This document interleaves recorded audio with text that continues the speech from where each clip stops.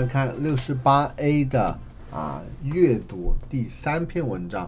这篇文章讲的是关于还不好说具体讲了什么，内容比较散。这篇文章主要是一个诗人在讲述这个关于诗歌的一些理解。那么看一下吧。那么在讲这篇文章之前呢，我们需要注意一个特点，就是这是诗人写的一篇文章，所以它其实是一篇散文。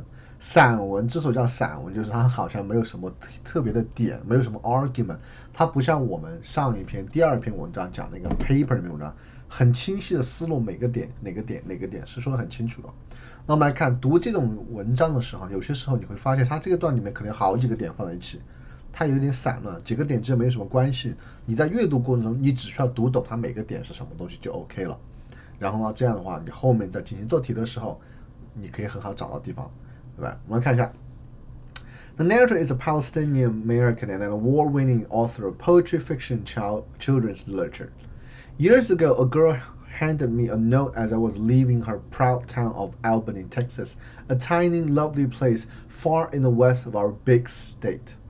OK， 他说这是什么？他离开一个小镇的时候，一个小女孩给他一个 note。I'm glad to know there is another poemist in the world. The note said, I always knew we would find one another someday, and our lights would cross. 好，我们先一个看。首先，他这个小女孩说，我很高兴有另外一个 poemist in the world。一般我们都说 poet， 不会说 poemist。但你想一想，这是个小女孩写的，对吧？所以有没有必要去纠结呢？对吧？I always knew we would find one another someday, and our lights would cross. Our lights would cross 就相当于我们的人生轨迹会相交集一样，对不对？好。Our lights would cross. That girl had not stood out to me, I realized, among the other upturned, interested faces in the classroom. 他说，他那个小孩呢，并没有在这个什么班上面感觉特别突出。Upturned 都是什么？抬头，很感兴趣的样子，对不对 ？Interesting face， 他就感悟到，这小女孩似乎我对她影响很大，但是呢，我却没有真正的很好的关注到她当时。How many other lights had I missed?I carried her smudged note for thousands of miles. 作者开始自我反省，他想我多少个 lights 我错过了，对，有多少个人生我感悟了他们，但是呢我错过了对不对？错过了认知到我感悟了他们，或者说我可能会对他们影响更深。总之大概意思是这么回事儿，然后他就带这个 note 走了很多，意思说他随时带身上面提醒自己，对吧？I was fascinated with the earliest poems I read and heard, and that gave insight into all the secret territories of the human spirit and relationships with one another. 他就说，开始讲他背景了。他经常会，对吧？对之前最早读的那些诗歌感到兴趣。之前的诗歌更多讲的是关于 human spirit 和 relationship with one another. Somehow those glimpses felt comforting.Like looking through the lit windows of other people's homes at dusk before they close their curtains.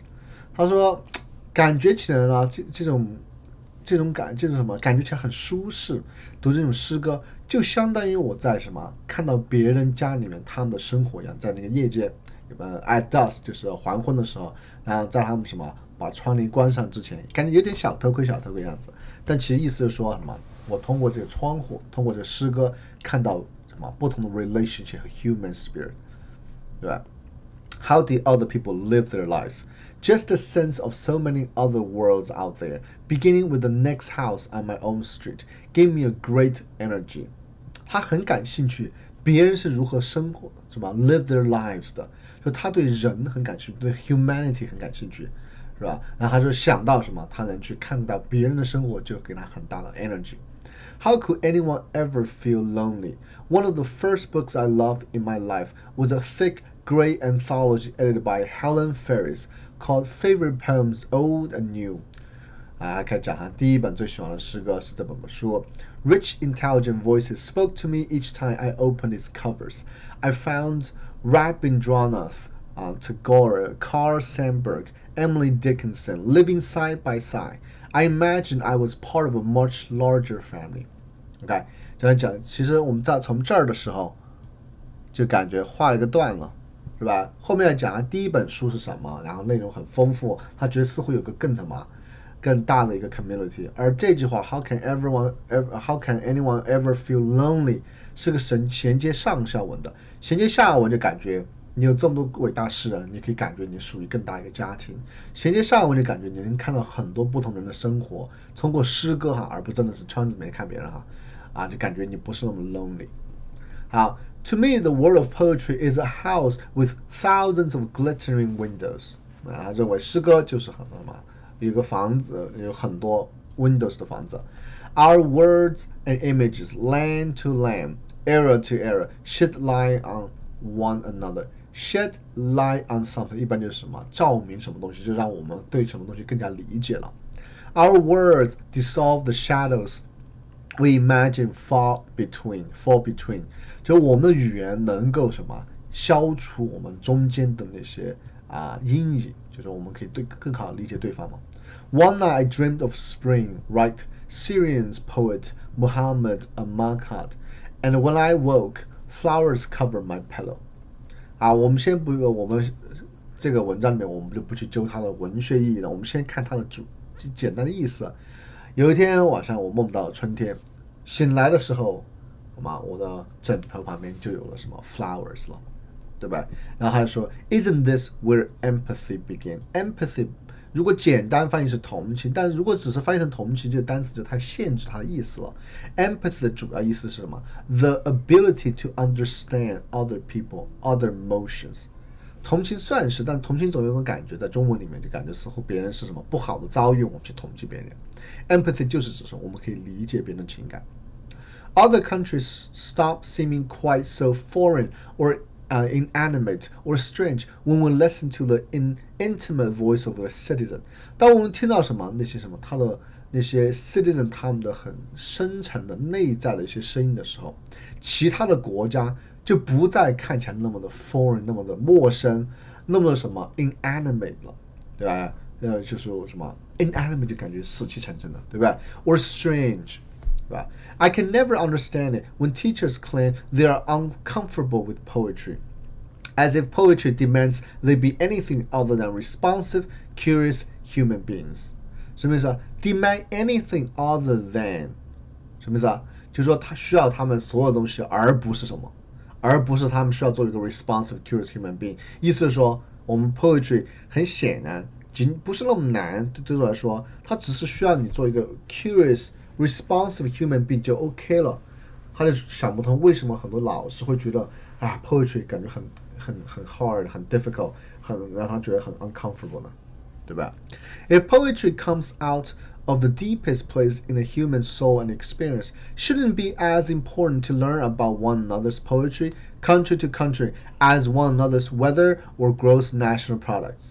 好，如果说诗歌来自于一个人类的什么内心。灵魂和经历，对吧？难道说它不也很重要？去理解一个国家的时候，我们也不应该去学这个诗歌吗？就像我们去学这个国家的天气如何、GDP 如何一样。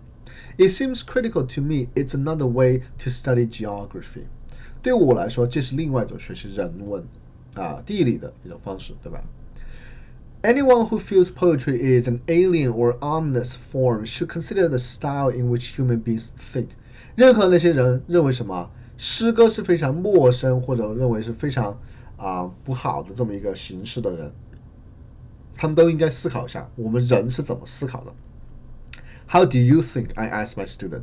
Do you think in complete, elaborate sentences, in fully developed paragraphs with careful footnotes, or in flashes and bursts of images, snatches of lines, leaping one to the next, descriptive fragments, sensory details？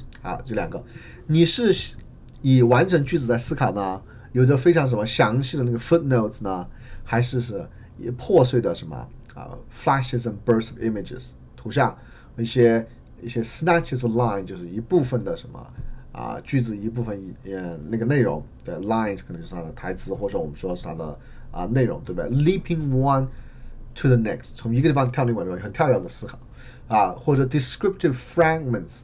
有描述性的什么支离破碎的一些细节，或者一些部分不是完整的东西，或者 sensory detail。We think in poetry， 都在强调我们思考时候就是一种 poetic 的那种形式了。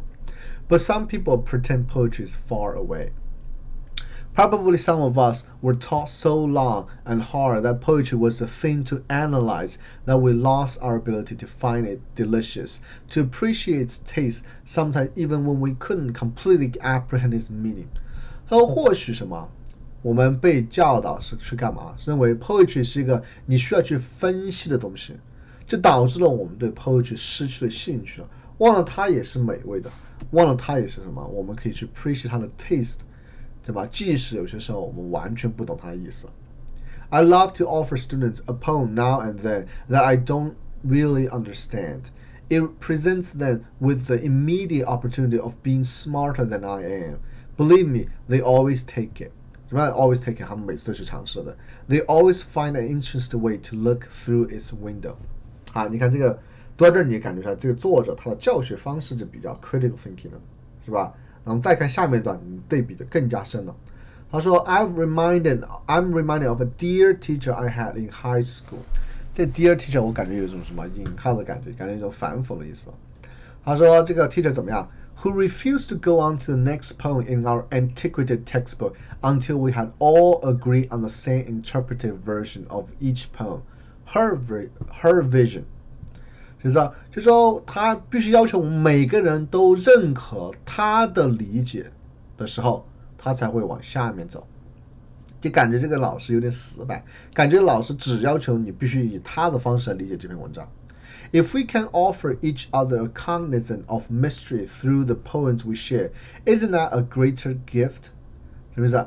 如果我们能给什么 offer each other 给对方是吧，都能提供一种 mystery 的感觉，对，但不同的理解会这么说。那么 through the poem we share 就是说这个 poem 我们大家都看的是一个 poem， 但是我们的理解都完全不一样，是吧？这难道不是更好的东西吗？ Won't a sense of inevitable mystery underpinning our intricate lives serve us better than the notion that we will each be given the neat set of blanks to fill in always? 他难道说我们每个人都能什么理解到我们什么 intricate lives 我们复杂生活的基石什么一种 inevitable mystery underpinning 就是说我们的 mystery 我们的神秘感，它作为我们复杂生活的这么一个基石，什么意思啊？他说的很抽象一点，其实我们把它展开一下，意思就是说一种对于我们复杂生活的一种什么神秘感的一种理解，对吧？比我们什么把它分解成一个模板来填空好多。那么其实这后面说的虽然是有点抽象，大概意思我们可以猜得出来了，对吧？意思就很简单，就是说他认为我们诗歌不应该固化了，不应该固化去理解它。Poems respect our ability to interpret and translate images and signs. Poems link seemingly disparate parts of experience.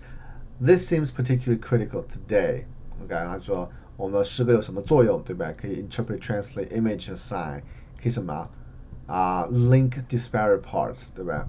I have yet to meet one person in all my travels who doesn't say they are too busy， 对吧？好，这句话双重否定，我们来看，我还没有遇到 have yet to meet someone， 就是还没遇到一个什么一个人，他没有说他太忙了，就是说大家都说很忙，都希望自己有足够时间，但是大家都没去做，对不对？好 ，If most of us have lost, as some poets suggest, our meaningful deep relationship with the world of nature, poems help us to see and feel that world again. 他说，如果我们有丢失了，对吧？然后呢，我们跟我们的自然，对吧？丢失了，那么诗歌可以帮助我们找回我们这个世界 ，beyond our cities and double locked doors， 对吧？能超越我们的那个城市，让我们感受到自然。I have learned as much about nature from the poems of Mary Oliver as I have ever learned walking the woods。他说，我从诗歌里面了解的自然，是吧？跟我什么在大自然走了解自然差不多，意思是说还是就是说诗歌能够帮助我们，这句话就是我们的论点嘛，对不对？我们可以have什么 通过诗歌来重建我们的 relationship with the nature。好，我们看最后一段了。And since we now live in a world where activities in one person's woods have a direct relationship on countries far away, the disappearing rainforests in South Mexico and Hawaii and the changing weather anywhere, for example. 他说，因为我们现在的生活跟其他地方都非常衔接在一起了，对吧？感觉就是那种 globalization 的感觉。然后他举个例子，比如说那个 South Mexico 的 rainforest disappearing， 它不是说就指这个国家的问题，它是一个很复杂的牵扯到其他国家的问题。比如说它那个 forest 消失一般是卖给谁的嘛？做成什么东西嘛？都是供给美国北美的，对吧？或者说 Hawaii 的 weather change 就是全球变暖嘛，对吧？ We need to know one another.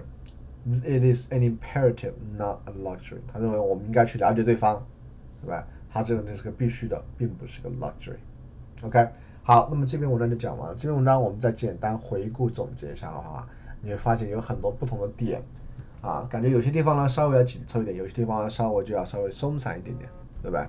那么在看待这种文章的时候呢，主要记住跟着作者思维走 ，engage in conversation 即可啊，不需要你过度的思考太多什么东西。OK， 好，你记住了。